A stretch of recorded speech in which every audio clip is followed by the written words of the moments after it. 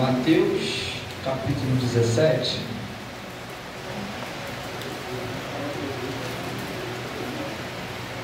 A igreja achou, amém? Amém. Eu vou dar aquela dica de ouro, tá, irmão? Está entre Gênesis e Apocalipse, pertinho ali no meio.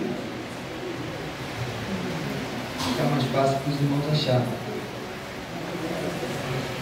Glória a Deus, aleluia. Mateus capítulo 17, verso 4. O texto vai dizer: então respondendo Pedro disse a Jesus: Senhor, é bom estarmos aqui. Se queres, façamos aqui 3 tabernáculos, um para ti, um para Moisés e um para Elias. E enquanto ele ainda falava, eis que uma nuvem luminosa os cobriu, e a nuvem saiu uma voz e dizia: este é o meu filho amado, em quem eu me comprazo, escutai-o. E os discípulos, ouvindo isso, caíram sobre suas faces e temeram muito. E vindo Jesus, tocou-lhes e disse: levantai-vos e não temais. E levantando os seus olhos, não viram a nenhum homem, senão a Jesus. Podem tomar seu assento em nome de Jesus?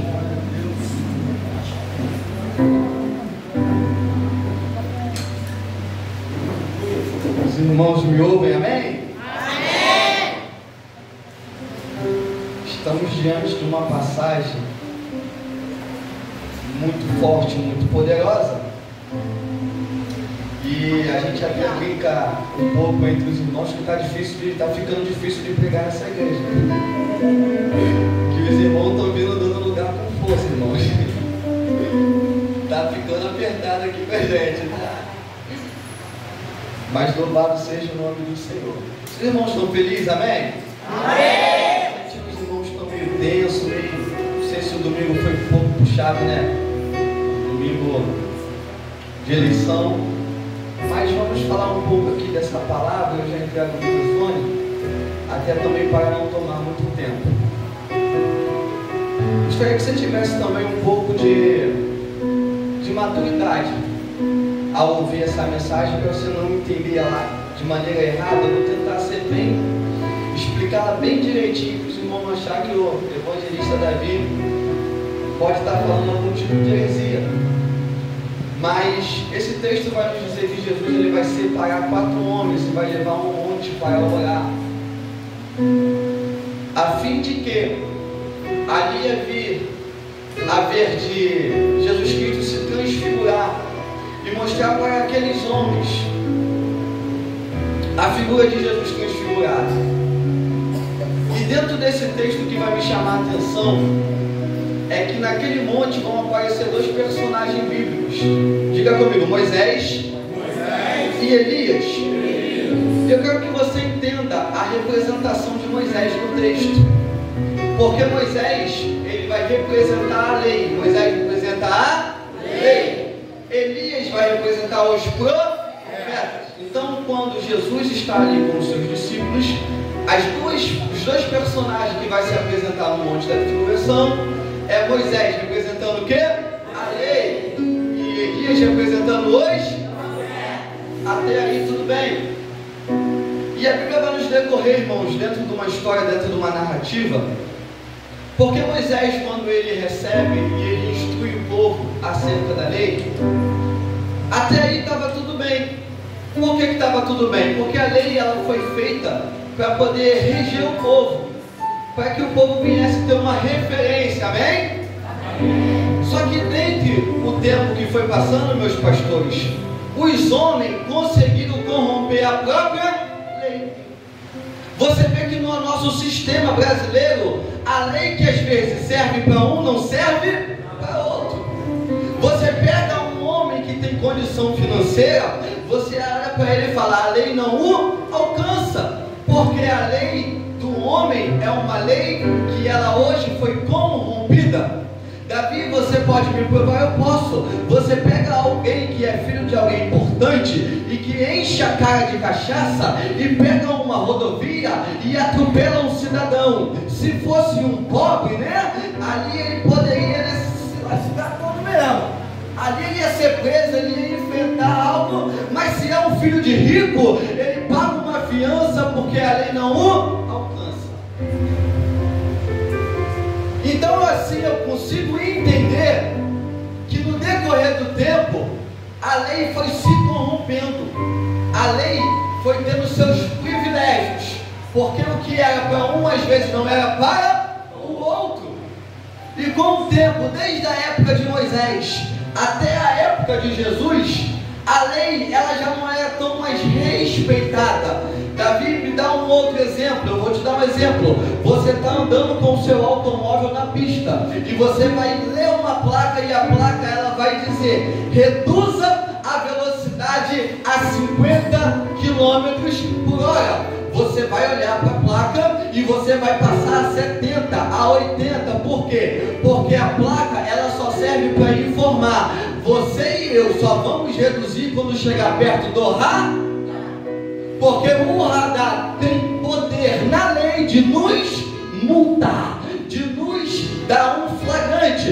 Então quando passamos pela placa, nós não damos tanta importância. Por quê? Porque a placa está só informando. Mas quando chegamos ali pertinho do radar, aí nós somos obrigados a obedecer a lei. Por quê? Porque se nós não obedecermos, seremos autuados.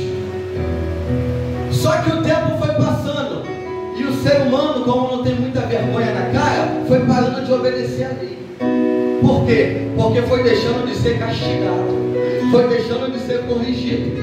Com o tempo foi passando, aquilo que era muito exigido já não era mais tão exigido. Davi me prova, lê o livro de Malaquias, a importância que era como o povo servia a Deus por intermédio da lei. Eles foram tão relaxados, que até na oferta que eles traziam para Deus, já estavam trazendo de qualquer maneira, até o ponto que Deus chega no próprio profeta e fala: pega essa oferta e leva para o governador, pega essa oferta e leva para os governantes, e vezes eles vão aceitar, porque o povo parou de me obedecer. O povo pega a lei e esconde a lei, o povo pega a lei e não quer mais saber da lei. O povo estava vivendo do jeito que eles queriam. Não havia mais importância. Eu chego a hora que eu quero, eu vou a hora que eu quero, eu vou da maneira que eu quero. Se eu quiser eu vou, se eu não quiser eu também não vou. Então o povo já não estava fazendo mais questão nenhuma de servir a Deus em espírito e em verdade. Meu Deus. E estamos falando ainda sobre a lei, porque a lei era rigorosa, irmãos. A lei era tão rigorosa que eles pegaram uma mulher em adultério, jogaram nos pés de Jesus e falaram: aí manda matar. E tu, o que manda fazer? Meu Deus. E isso tudo era porque o povo vivia debaixo de uma lei. A população vivia debaixo dessa lei. E essa lei, ela vai entrar nessa representação desse monte através de quem? Moisés. Agora vamos passar para outra época. Que época? A época dos profetas, aonde Elias está ali para representar os profetas. Porque quando o povo pegou a lei e escondeu, o único modo de Deus falar com o povo na terra era por intermédio dos profetas. E por intermédio dos profetas Deus falava, Deus corrigia, Deus alertava, Deus instruía, porque Deus nunca deixou de tentar estender a mão para o seu povo. Deus, ele nunca tentou arrumar uma forma de falar com o seu povo. Quando o povo esconde a lei, Deus levanta profeta. Quando o povo se desvia, Deus levanta mulheres e homens para continuar falando com o povo. Embora o povo continuava falhando, Deus continuava tentando. Eu ainda quero ser o seu Deus, eu ainda quero reinar sobre esse povo. E embora o povo estava totalmente desviado, mesmo assim Deus levantava no cativeiro o profeta para continuar orientando o povo. Glória a Deus. Aleluia. Só que a situação quê? Porque vai chegar um tempo na Bíblia onde conhecemos como um período interbíblico. Que período é esse? É que Deus está olhando para o povo já está tão distante da lei, já está tão distante dos profetas, que Deus vai se retirar da terra e ficar por aproximadamente 400 anos sem falar com o seu povo. E por 400 anos, agora eu vou te fazer, irmãos, olha aqui para mim, o negócio é tão estreito que por 400 anos o povo continua indo para o culto, mesmo não sentindo a presença de Deus, porque ia por causa do costume. Você entendeu isso daqui? 400 anos sem sentir um arrepio, sem ouvir uma mensagem cristocêntrica, sem ouvir uma voz de Deus, mas continuava indo. Por que continuava indo? Costume. Tem que ir. Eu vou porque tem que ir. Eu vou porque tem que fazer. Eu faço porque se eu não fizer vou pro banco. Eu faço porque se eu não fizer não vai dar certo. Eu faço porque se eu não fizer vão me olhar torto. Parou de sentir a presença de Deus. Já tem 10 anos que não levanta a mão para dar glória, mas continua indo para a igreja. E eu te pergunto, qual é o sentido de você entrar por essas portas, cultuar aqui um Deus, ouvir o pastor, a pastora, os ministros adorando, e você não conseguir sentir nada? Desculpa, saiu da sua casa à toa, se arrumou à toa, se preparou à toa. Por quê? Porque vai voltar do mesmo jeito.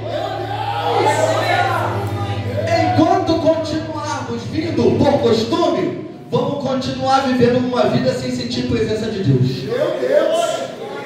Aí por 400 anos o povo está tão acostumado a fazer a mesma coisa que continua fazendo. Irmãos, escute isso daqui. Os sacerdotes continuam oferecendo, mesmo sem Deus estar entrando no Santo dos Santos. Por quê? Porque quando Deus vai quebrar esse ciclo dos 400 anos, a corrupção está tão forte dentro da igreja que Deus não desce para falar com Zacarias. Ele manda um. Você lembra que Deus falou com Moisés? Moisés, se eu for no meio do povo, eu vou destruir eles. Por quê? Porque eu sou santo, Moisés. Não dá para andar no meio do pecado, então vou ter que mandar um anjo. Moisés briga com Deus ali, né? Deus, se o Senhor não for, então me mata que eu também não quero ir. Aí Deus vai falar, não, Moisés, então vamos fazer o seguinte, eu vou andar com vocês, mas não vai dar para andar no meio de vocês. Prepara a arca, por quê? Porque para poder ter acesso à minha presença, só quando tiver santificado, só quando tiver preparado, aí eu volto a andar com o povo. Aí entenda isso daqui, que o tempo passou e Deus precisou quebrar esse silêncio. Por quê? Cai para nós, Deus sente saudade da tua oração. Deus sente saudade da tua adoração. Cai para nós, quando você falta culto, Deus sente tua falta. Quando você deixa de vir, Deus está aqui, poxa, eu poderia estar aqui adorando. Ele sente a tua falta. E o povo agora está desgarrado, o povo está corrompido. O povo está vivendo um costume tão grande. Só que tem um problema que o povo está fazendo. E já não é o povo da classe mais baixa, já é o povo da classe mais alta. Por quê? Porque esse povo agora está usando a lei de Moisés e está usando as palavras do profeta para poder matar e castigar o povo judeu. Mas quando Deus quebra o silêncio, a Bíblia vai dizer que ele envia João Batista. E João Batista ele veio no deserto pregando. Escuta isso daqui. João Batista não abriu nenhuma vermelha, amém? Escuta, João Batista não curou nem uma dor de cabeça. Mas Jesus vai falar que dentre as mulheres não houve maior profeta do que João Batista. E qual é a mensagem de João Batista? Ainda vale a pena pegar a palavra do arrependimento. Maior não é quem cura, maior não é quem faz milagre, maior não é quem levanta paralítico, maior vai continuar sendo quem fala: arrependei-vos, arrependei-vos, arrependei-vos. A palavra do arrependimento ainda vai ser maior do que todas as outras palavras. Ele quebra o silêncio. Por quê? Porque ele está com saudade do seu povo. E ele vai preparar uma nação. E essa nação não vai receber mais um profeta. Essa geração não vai receber mais outro Elias, não vai receber mais outro Moisés. Está descendo o próprio Deus. João capítulo 1 vai dizer que o verbo vai se fazer carne e vai andar com o povo. Só que o povo está dentro de um costume tão grande, está dentro de uma rotina tão grande, que eles vão olhar para Jesus e vão criticar o ministério de Jesus. Tudo que Jesus fazia, tinha um fariseu da lei para apontar. Tu não pode orar no sábado. Se tu soubesse quem é essa que está nos teus pés, tu não deixaria ela te tocar. Jesus vem quebrando todos os protocolos. Ele abraça leproso, ele se senta com prostituta, ele vai sentar na mesa junto com um monte de homem pecador, ele vai até os leprosos e faz uma comunhão. Alguém vai dizer, tu está fora da lei. Jesus não vim para destruir a lei, eu vim para cumpri-la. E eu vou te dizer uma coisa, os sãos não precisam, mas aqueles que estão enfermos, eles precisam. E eles não vão entender. Por quê? Porque eles estão dentro de um costume religioso. E o costume religioso vai tampar a visão deles, que o próprio Deus está andando entre eles, e eles não conseguem reconhecer. Não está de terno, não está com Deus. Não está com o saião até no pé, também não está com Deus. A religiosidade tampou a visão. Eu pedi no começo da mensagem que você tenha maturidade, porque eu não estou pregando sobre roupa. Amém, irmãos? Porque a gente sabe que quem é santo sabe se vestir, quem é vivificado no Espírito sabe como se comportar. Não é de qualquer maneira, mas também não é a roupa que vai nos levar para o céu. Não é isso que está nos dizendo quem nós somos. E eles estão com essa visão. Para mim encerrar a mensagem, tem um porém aqui, porque ele vai chamar Pedro, Tiago e João para subir ao monte. Porém Pedro vai ser o primeiro pastor presidente da igreja de Cristo. Mas Pedro era fincado. Pedro é aquele homem que vivia a lei no sangue. Pedro é aquele homem sanguíneo, é aquele homem que levava o pé da letra. E quando ele vai aprender com Jesus, Jesus precisa ali, trabalhar a vida de Pedro.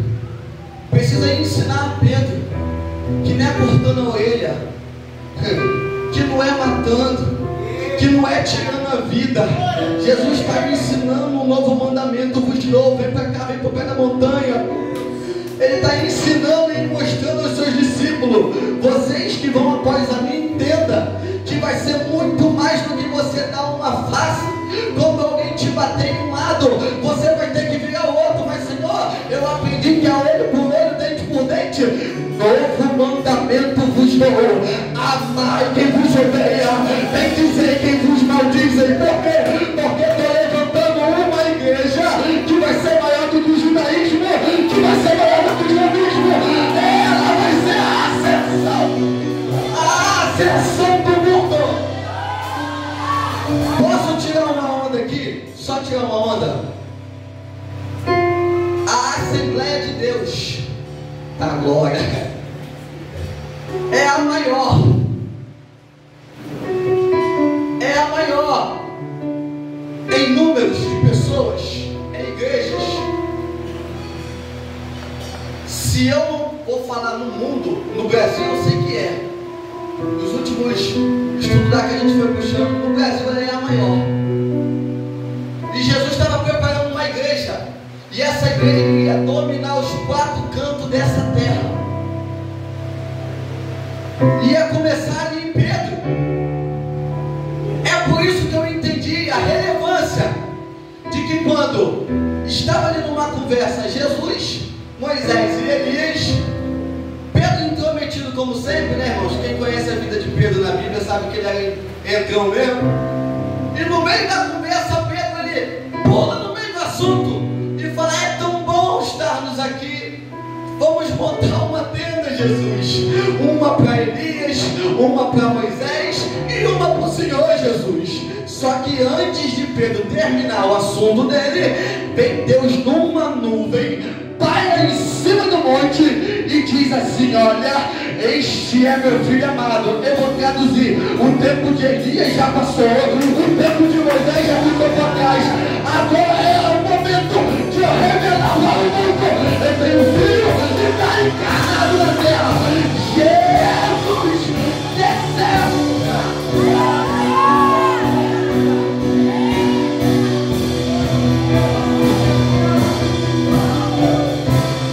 Escute isso daqui. Se fosse pela lei, não tinha ex-cachaceiro pregando. Se fosse pela lei, se fosse pelos profetas, talvez não teria mulheres profetizando. Se fosse pela lei, talvez não teria ninguém ministrando. Mas Jesus desceu lá, ele se revelou, e o meu Deus lá do céu confirmou.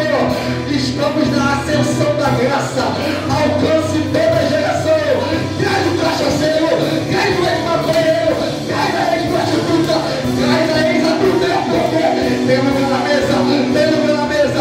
Continua tendo lugar na mesa.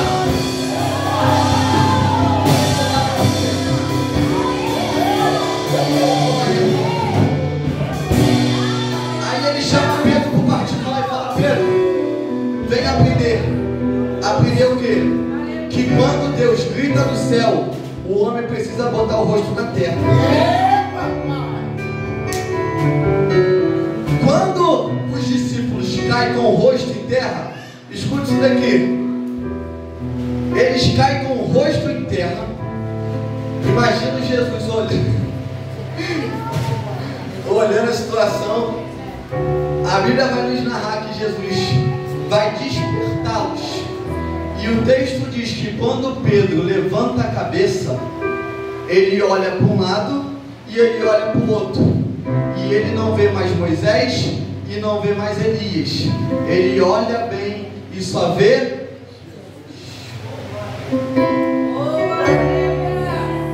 Ele vai olhar para um lado, vai olhar para o outro. E não vai achar mais Moisés. E não vai achar mais Elias. O texto fala: e Pedro só viu Jesus. Porque Jesus daqui para frente é o suficiente. Daqui para frente só Jesus é o suficiente. Ele fala: eu não vim para acabar com a lei, eu também não vim para acabar com a profecia, mas eu vou te dar uma coisa, Pedro. Tu vai tocar, abrir daqui para frente as igrejas, mas vai sabendo que eu sou o suficiente. Hebreus vai dizer: Jesus é maior do que Moisés. E Romanos vai dizer: ele é maior que Moisés. Irmãos, entendam uma coisa: não precisa olhar para a direita nem para a esquerda, precisa olhar só para Jesus. Ele é suficiente. Ele é suficiente. Cai para nós aqui, eu encerro aqui. Estou arrepiado. Você sabe por que tem muita gente decepcionada lá fora? Porque o profeta que entregou a revelação na vida dele caiu do teto. Aí ele está olhando para Elias, é profeta. Aquele que me ensinou que não era para fazer errado, está fazendo errado. Você lembra disso daqui? Eu vou parafrasear aqui por causa das câmeras. O povo merece respeito? Está preso. Escuta o que eu vou te falar. Nem sempre quem cita a lei para você, às vezes vai andar nela. Nem sempre quem bota a mão na tua cabeça vai falar: assim te diz o Senhor, tem uma vida com Deus. Mas Jesus é perfeito e continua sendo inerrante, continua sendo fiel. Por isso Paulo vai olhar lá, meu Deus, e ele vai falar: eu aprendi tudo sobre a lei, mas o que eu aprendi, eu achava que era para a vida, era para a morte. Até eu encontrar em Atos capítulo 9 um tal homem chamado Jesus, e ele me ensinou ali na rua à direita, e ele palestrou comigo, e ele vai dizer que quando ele aprende com Jesus, aí eu vou terminar o versículo: aquilo que eu também achava que era para a morte, era para a vida. Por quê? Porque agora eu só quero saber de uma coisa: esquecendo das coisas que para trás ficaram e seguindo para o alto. Jesus, o autor e consumador da nossa salvação. Eu não vou olhar mais para Gamaliel, eu não vou olhar mais para a esquerda, eu não quero saber de Nicodemos, eu só quero saber que Jesus é.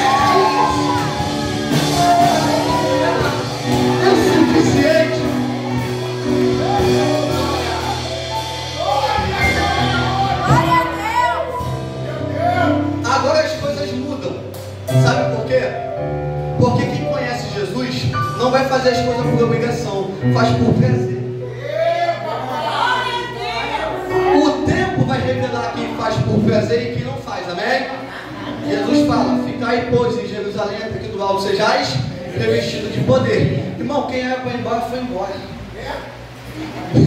Quem era para ir embora, foi embora. Quem não ia aguentar, tinha que ir embora mesmo. Até que fica só 120 reunidos. Por quê? Porque estava com prazer ali, aguardando a promessa. A Bíblia vai dizer, né, em Hebreus 10, 35 e diante, vai dizer que ainda que demore, o que adivinha um pouquinho só virá e não tardará. Mas nós não somos dos que recuam, mas estamos firmes na promessa, esperando que se manifeste a vinda do Criador.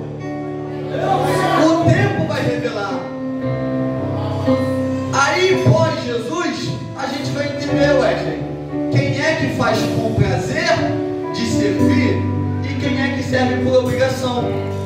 Deus foi tão bom contigo, que Ele te dá o livre-arbítrio.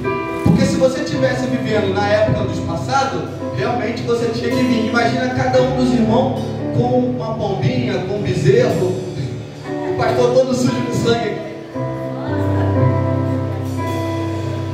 Aí Jesus acaba com tudo isso e Ele fala assim, ó: vai chegar um tempo, mulher, que o Pai vai procurar quem o adore em espírito e em verdade. Porque não é possível que você saiu da sua casa, se arrumou para vir perder tempo aqui. Se você saiu da sua casa, você saiu com prazer de adorar. Porque não é mais uma obrigação, não é mais uma obrigação. Eu não estou aqui porque eu sou obrigado, eu estou aqui porque eu tenho prazer de servir e continuar servindo. É por isso que Ele fala que tem que servir e servir com alegria. Escuta uma coisa: ninguém aqui foi na tua casa bater na porta e falar: vamos para a igreja agora. Não é uma obrigação. Você pode estender um convite, mas obrigar, intimidade forçada, irmão, você sabe o que é. E Cristo não quer intimidade forçada. Ele quer que você chegue aqui leve, por vontade. Aqui para as mulheres, aqui ó, quando a mulher, o marido está agradando a mulher, ela fala: vou fazer um almoço para o meu esposo. Fala aí para a Andressa aí, tá? Vou fazer um... Então quando ela está alegre, o almoço sai melhor ou não sai melhor? Porque é uma... Porque há uma alegria em fazer, porque há um esforço, há uma vontade. Mas você já viu alguém fazendo uma janta ou um almoço sem a vontade? Não põe sal, ou põe sal demais. Bota o prato assim e fala: come isso aí. Se tá bom, se não tá bom, bota um lanche. Porque não há vontade. Agora você imagina um Deus que, irmão, não é merecedor de estar aqui, irmão, mas Ele fez questão que nós viéssemos para você adorar a Deus de qualquer jeito, para você chegar a hora que você quer. Irmãos, aí Jesus está ensinando aqui para o discípulo: Pedro, vai chegar um momento na sua vida que vai te faltar referência. Vai chegar um momento na sua vida que você vai procurar homens e mulheres de Deus na terra, e possa ser que você não ache próximo de você. Mas aí, Pedro, quando tu levantar a cabeça, continua entendendo que tem um que não errou, que tem um que não pecou, que tem um que não vai te decepcionar, que vai ter um que não vai ferir a rocha, que não vai ter um que vai descer fio da espada em 450 profetas, que vai ter um que é modelo, exemplo. Por isso Paulo fala: ei, quando você levantar a cabeça, olhe para o alvo continua sendo Jesus. Você pode ter inúmeros homens aí na mídia que você fala: é homem de Deus, é mulher de Deus, mas também está sujeito a erro. Então toma cuidado quando você olhar, não se espelha muito não, continua se espelhando em Jesus. Eu sei que Jesus está sendo pouco pregado, mas se eles não estão pregando, continua pelo menos lendo, porque aqui tem 4 evangelhos falando só da vida dele. Entendeu isso daqui? Talvez não possa vir o carro, talvez não possa vir a casa, mas a salvação já está garantida. Amém?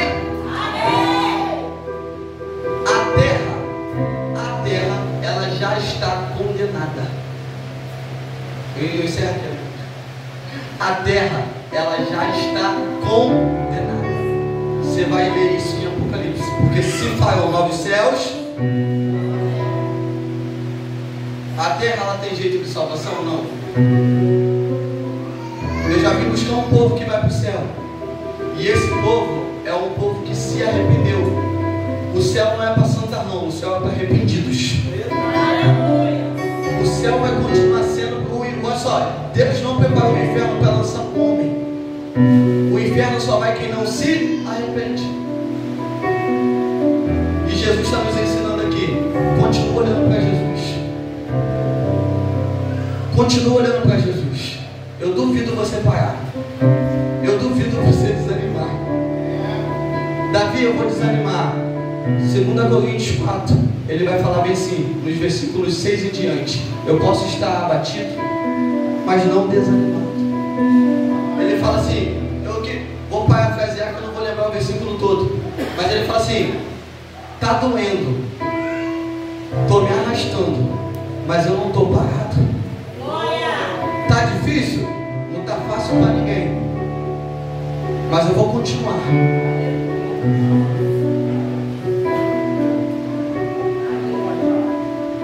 E isso é que ele fala assim, ó, porque nós carregamos esse tesouro, né?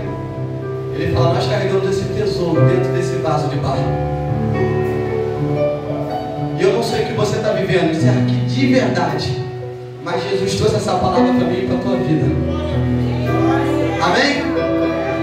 Um conselho que ele dá: vinde a mim todos que estão descansados, sobrecarregados e oprimidos, e eu vos aliviarei.